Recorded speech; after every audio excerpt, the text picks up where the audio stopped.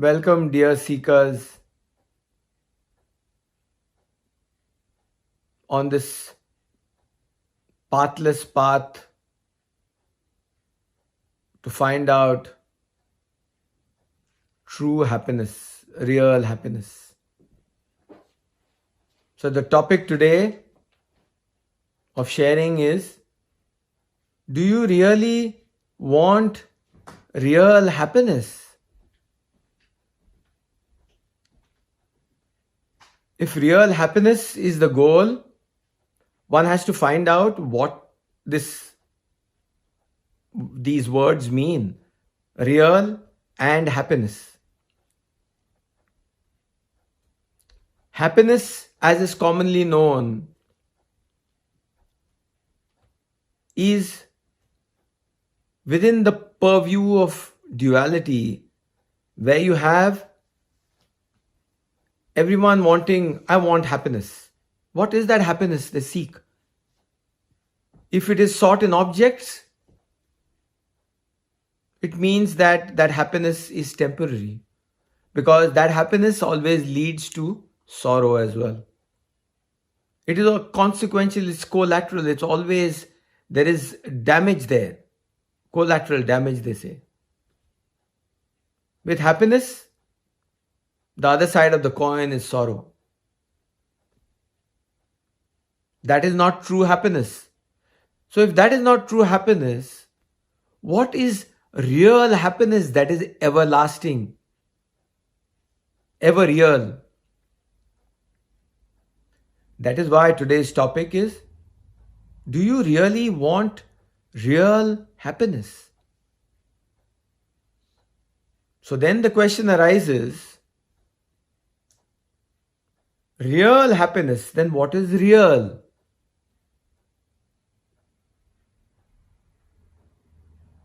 Reality, as it is known, which is revealed through true wisdom. Over millennia, sages and saints have realized that. The true reality, which is the one and true self, ever existent, ever real. The absolute truth in its quintessence, which is the changeless, never changing, cannot be destroyed because it is eternal. That real, that reality, when it is revealed as truth, the everlasting happiness automatically arises, because happiness is your true nature. That is real happiness, not the temporary happiness in objectification.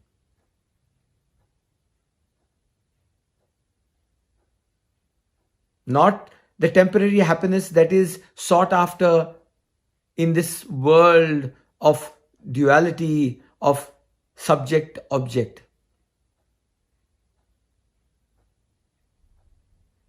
When that reality, that real happiness is sought after and revealed, that reality, which is the true self, automatically ensues, happiness ensues. Because happiness is reality. How is that achieved? How is that sought? What is the method?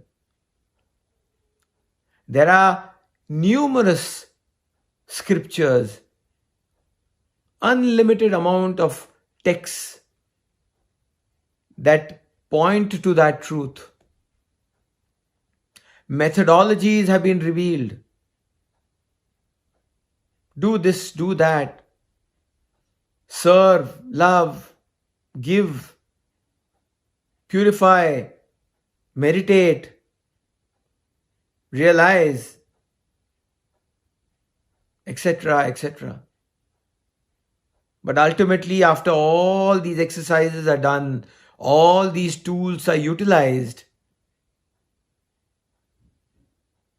the prank mind that is existing is thinned out through these practices. And when the mind gets thinned out further and further and further,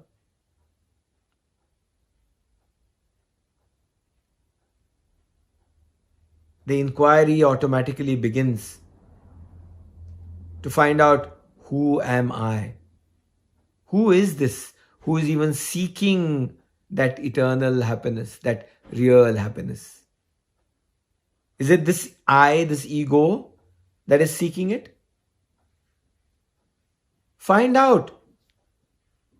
Find out for yourself. When that inquiry happens and when that quest begins, automatically the revelation happens. Inquire, who am I? Know thyself and be free. These are the quintessential teachings of all the scriptures ever revealed. And real happiness lies when that revelation happens, when self-realization happens, and when there is abidance in self and pure absorption in self.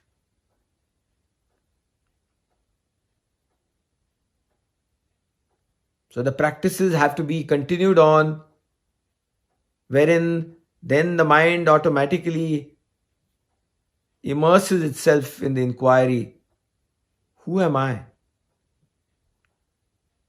Real happiness ensues, real happiness blossoms, because it is that true nature. You're the seed is there. It only has to be revealed, it only has to blossom. Because at the moment it is being clamped down, as it were, due to the ego factor, the I, the little I, which is only a notion, mind you. The ego does not exist. It is only a phantasmical creation, as an accumulation of thoughts, and a strange quirk which associates with that, saying, my thoughts. Thoughts are thoughts. There is no my.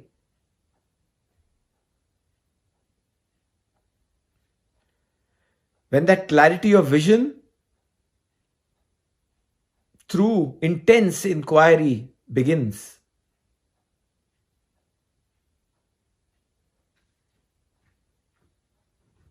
revelation has to happen to reveal who you truly are. You are that ever-existent reality, that ever-pure awareness, the reality that ever existed as true self. And happiness is an automatic consequence of that, because that is happiness and reality, happiness and self are not different. That is true happiness. Here and now, not in the distant future, here and now.